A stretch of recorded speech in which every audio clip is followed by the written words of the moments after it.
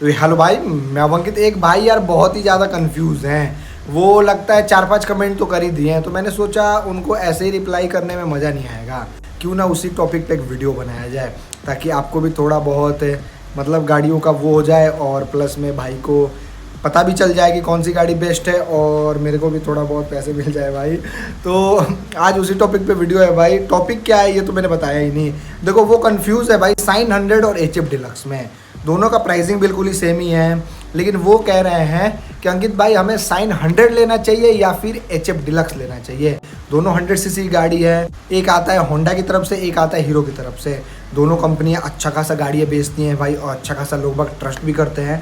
तो लाजमी है भाई कि कोई बंदा गाड़ी लेने निकलता है मार्केट में तो कन्फ्यूज़न तो होगा ही होगा। तो आज इसी टॉपिक पे थोड़ा सा चर्चा करने वाले हैं, कौन सी गाड़ी मेरे नज़र में बेस्ट है। क्योंकि भाई मैं इतना जानता हूँ कि कोई बंदा गाड़ी खरीद रहा है तो वो अपने मेहनत के पैसे से खरीद रहा है। बताओ भाई, अगर खरीदेंगे EMI पे तो 80,000 रुपये दोनों गाड़ियों का प्राइसिंग है ना, ऑन रोड है, तो EMI पे इनको 1 लाख रुपए का पड़ जाएगा। हालांकि कैश लेंगे तो 80,000 का ही पड़ेगा। तो कोई बंदा इतना पैसे स्पेंड कर रहा है तो उसको अच्छा प्रोडक्ट मिलना चाहिए ना भाई। समझ रहे हो ना? मेरे को कुछ फ़ायदा नहीं होगा, लेकिन फिर भी आप सभी मेरे भाई हो तो राय देना मेरा फ़र्ज़ है ना भाई। तो आओ शुरू करते हैं फटाफट वीडियो में। भाई बहुत ही मज़ा आने वाला है। बस आपसे रिक्वेस्ट है, चैनल पर सब्सक्राइब कर देना, वीडियो को लाइक कर देना और वीडियो को एंड तक देखना।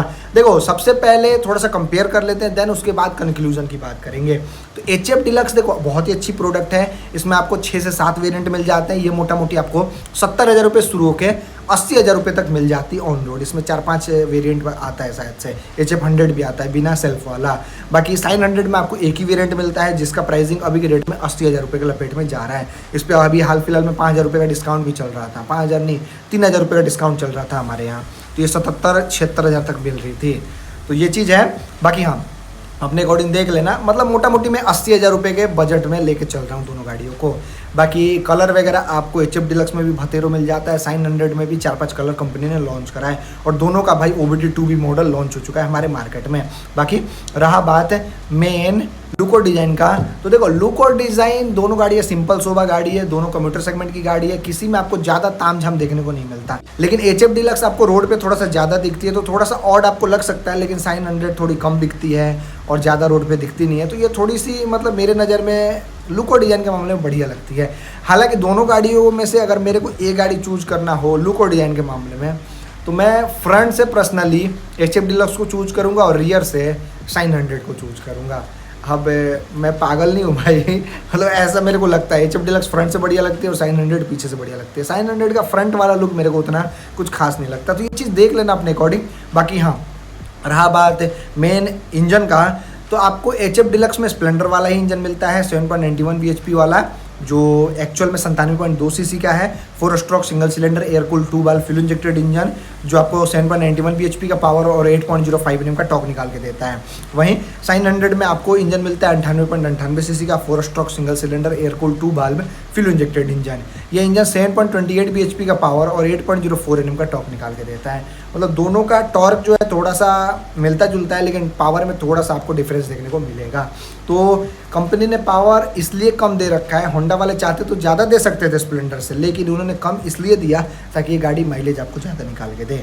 अब माइलेज कितना मिलेगा मैं बताता हूँ। दोनों गाड़ी में आपको 4-4 गियर का सेटअप मिल जाता है और सारा गियर पीछे लगता है, आगे लगने वाला इसमें सिस्टम नहीं है। टॉप स्पीड मिल जाता है 90 के आसपास है। बाकी इंजन मैंने बता ही दिया। माइलेज की बात करते हो तो HF डिलक्स 60-65 का दे देती है और साइन 100 आपको हरदम 70 का माइलेज निकाल के देगी अगर आप प्यार से चलाओगे और अगर आपका वजन 70 प्लस नहीं है तो। बाकी रहा बात स्पार्क प्लग वगैरह का, तो दोनों गाड़ियों में सिंगल स्पार्क प्लग दिया गया है और दोनों में आपको 12 वोल्ट 3 एम्पियर का नॉन मेंटेनेंस बैटरी मिलेगा। और BS6 फेज 2 OBD2 भी इंजन मिल जाता है दोनों गाड़ियों में। रहा बात ब्रेक्स का, तो दोनों में कॉम्बी ब्रेकिंग सिस्टम ही आता है, लेकिन नाम अलग अलग है भाई। एक तरफ आपको IBS मिलता है, एक तरफ आपको मिलता है CBS है। तो ये चीज़ दोनों का काम एक ही है। बाकी हाँ, HF डिलक्स से फ्रंट में 130 mm का ड्रम और रियर में 130 mm का ड्रम ही मिलता है, जबकि साइन 100 के फ्रंट में 130 mm का ड्रम और रियर में आपको 130 नहीं मिलता है, 110 मिलता है। तो साइन 100 में थोड़ा सा भाई मतलब ब्रेकिंग का ये इन्होंने सौदा जो दे रखा है ना वो बकवास दे रखा है। मेरे को पर्सनली पसंद नहीं आया। 110 mm क्यों भाई? थोड़ा सा 100, 200, 500 रुपये आप एक्स्ट्रा रख देते प्राइसिंग, कम से कम 130 mm का ड्रम दे देते। क्योंकि भाई कोई गाड़ी खरीद रहा है तो हरदम के लिए खरीद रहा है ना भाई, मतलब 5 साल चलाएगा। अब 110 mm का चेप दे रहे हो, जैसे मैं प्लेटिना लिया हूँ भाई, उसका गंदा इतना ब्रेक है ना पीछे वाला, मतलब मज़ा ही नहीं आता भाई। तो ये चीज़ है। बाकी हाँ, दोनों में आपको एलॉय मिल जाता है। HF डिलक्स में आपको 18 इंच का एलॉय मिलता है, 900 में आपको 17 इंच का एलॉय मिलता है। HF डिलक्स में वाइट एलॉय और वाइट नहीं सिल्वर कलर का एलॉय और आपको ब्लैक कलर का एलॉय का ऑप्शन मिलता है, लेकिन 900 में आपको सिर्फ ब्लैक ही मिलता है। बाकी HF डिलक्स के फ्रंट में 2.25 18 है और रियर में आपको 2.25 18 ही मिलता है, जबकि 900 के फ्रंट में 2.75 है और रियर में 3.00 है। और HF डिलक्स में ट्यूबलेस टायर है, लेकिन 900 में ट्यूब टायर है। यहाँ पे भी होंडा वालों ने हगा है भाई। बाकी रहा बात सस्पेंशन का, तो HF डिलक्स से फ्रंट में टेलीस्कोपिक हाइड्रोलिक शॉक एब्जॉर्बर मिलता है और रियर में आपको swing arm with 5 step adjustable 5 नहीं 2 step adjustable hydraulic shock absorber suspension मिलता है, जबकि 900 के फ्रंट में टेलीस्कोपिक फॉक और रियर में आपको ड्यूल रियर शॉक एब्जॉर्बर वाला सस्पेंशन मिलता है। मतलब भाई अगर आपको बेस्ट सस्पेंशन के बारे में बताऊँ तो HF डिलक्स का बढ़िया है भाई। 900 का ठीक है, उतना भी बढ़िया नहीं है भाई। बाकी हाँ, रहा बात चेचिस का, तो आपको HF डिलक्स में ट्यूबुलर डबल क्रैंडल चेचिस मिलता है, जबकि 900 में ट्यूबुलर फ्रेम मिलता है। तो ये चीज़ है। बाकी रहा बात डेविंसन का, तो HF डिलक्स में आपको 112 किलो का वजन मिलता है, जबकि 900 में ओनली 99 किलो का वजन मिलता है। तो मोटा मोटी कह सकते हो 13 किलो का डिफरेंस है। HF डिलक्स में सीट हाइट आपको मिलता है 805 mm का, 900 में मिलता है 786 mm का। मतलब दोनों का सीट हाइट ठीक ही ठाक है, ज़्यादा किसी में नहीं है, लेकिन 5 फीट का बंदा आराम से दोनों गाड़ियों को चला सकता है, कह सकते हो।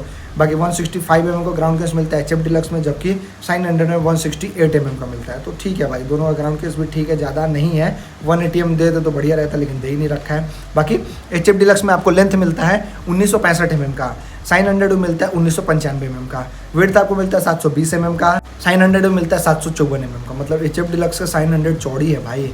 बाकी हाइट मिलता है HF डिलक्स में 1045 mm का, 900 में मिलता है 1050 mm का। आपको व्हील बेस मिलता है 1235 mm का HF डिलक्स में, जबकि 900 में 1245 mm का व्हील बेस मिलता है। बाकी पेट्रोल टैंक कैपेसिटी आपको मिलता है 9.6 लीटर का HF डिलक्स में, जबकि 900 में 9 लीटर का पेट्रोल टैंक मिलता है। बाकी रहा बात मैन्युफैक्चरिंग वारंटी का, तो 5 साल 70,000 किलोमीटर का स्टैंडर्ड तौर पे वारंटी मिलता है HF डिलक्स में, जबकि 900 में 3 साल 42,000 किलोमीटर का ओनली मिलता है वारंटी। तो यहाँ पे भी होंडा वालों ने थोड़ा सा हगा है। बाकी रहा बात फ्री सर्विस का, तो दोनों गाड़ी में आपको दोनों में अलग अलग है भाई। HF डिलक्स में 5 मिलता है, जबकि 900 में ओनली 3 ही मिलता है।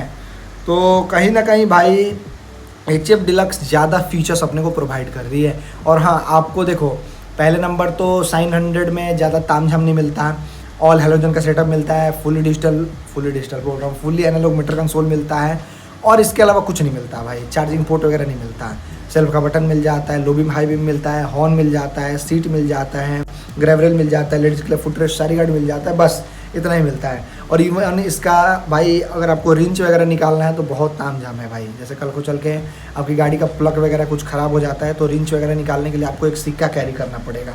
चाबी से इसका खुलता नहीं है साइड पैनल, और इसका सीट तो खुलता ही नहीं है भाई। साइड पैनल के बगल में इन्होंने रख रखा है उसका रिंच वगैरह। लेकिन HF डिलक्स की बात करते हो तो यहाँ पे आपको USB भी मिलता है, प्लस में ऑल हेलोजन का सेटअप मिलता है, फुली एनालॉग मीटर कंसोल मिलता है, सीट काफ़ी लंबा मिलता है, मतलब सीट दोनों का ठीक है भाई। ग्रेवरल मिल जाता है, लेडीज के लिए फुटरेस्ट सारी गार्ड वगैरह भी मिल जाता है, और इसका सीट वगैरह खुल जाता है भाई। तो कहीं ना कहीं भाई दोनों सिमिलर टाइप की है, ज़्यादा तामझाम नहीं है भाई। लेकिन हाँ, बात कर लेते हैं कंक्लूजन की कि अंकित भाई हमें लेना चाहिए किस गाड़ी को। देखो मेरे नज़र में 900 का इंजन जो है ना भाई वो बेस्ट है, लेकिन HF डिलक्स का बिल्ड क्वालिटी बढ़िया है भाई। तो आप अपना भाई नीड देख लेना कि आपको इंजन बढ़िया चाहिए या फिर बिल्ड क्वालिटी बढ़िया चाहिए, समझ रहे हो ना। मैं अगर आपकी जगह पे रहूँगा तो भाई मैं HF डिलक्स को कभी नहीं लूँगा, कभी भी नहीं, क्योंकि भाई HF डिलक्स में जो इंजन है ना वो बहुत ही बकवास है। रिलायबल है मैं जानता हूँ, लेकिन इतना वाइब्रेशन करता है ना, इतना वाइब्रेशन करता है पूछो मत है। और आपको मतलब 900 ज़्यादा माइलेज निकाल के देगी HF डिलक्स के, मैं दावे के साथ कहता हूँ, क्योंकि होंडा वाले इंजन जो बनाते हैं ना वो बहुत ही बढ़िया होता है। मैं 900 को ही लूँगा भाई, भले बिल्ड क्वालिटी का थोड़ा सा इशू है मैं जानता हूँ, लेकिन इंजन वाइज तो बेस्ट है ना। तो मेरे नज़र में यही कंक्लूजन है भाई। आपका क्या राय है इसके प्रति मुझे कमेंट में ज़रूर बताना। मैंने भाई को बता दिया कि 900 लो, हरदम खुश रहोगे। HF डिलक्स भी लोगे तो खुश ही रहोगे, रिसेल वैल्यू वगैरह बढ़िया रहेगा। लेकिन अगर आपको स्मूथ राइड चाहिए और इंजन बढ़िया चाहिए तो फिर भाई 900 ही बढ़िया है। मैं पता है 900 को क्यों चूज करूँगा, क्योंकि भाई मैं गाड़ी भगाने वाला बंदा हूँ। HF डिलक्स में वो फील नहीं आएगा भाई भगाने में, और वाइब्रेशन इतना करती है ना 30-40 की स्पीड में ही हालत ख़राब कर देती है एकदम। लेकिन 900 70-80 की स्पीड में भी चलाओगे तो बिल्कुल भी वाइब्रेशन नहीं करेगा। लेकिन बहुत भाई कहेंगे ना 70-80 में चलाएंगे तो पताने लगती है। मैं जानता हूँ भाई उसका वजन कम रखा है कंपनी ने माइलेज ज़्यादा देने के लिए। फताने लगेगी। अब देखो कंप्यूटर गाड़ी को आप हायाबुसा तो बना नहीं सकते हैं, उसको नॉर्मली कम्यूटिंग करने के लिए बनाया गया है भाई। तो देख लेना अपने अकॉर्डिंग, मैंने अपना ओपिनियन आपको बता दिया। चलो वीडियो देखने के लिए आपका धन्यवाद, थैंक यू सो मच भाई, दिल से जय हिंद सभी को।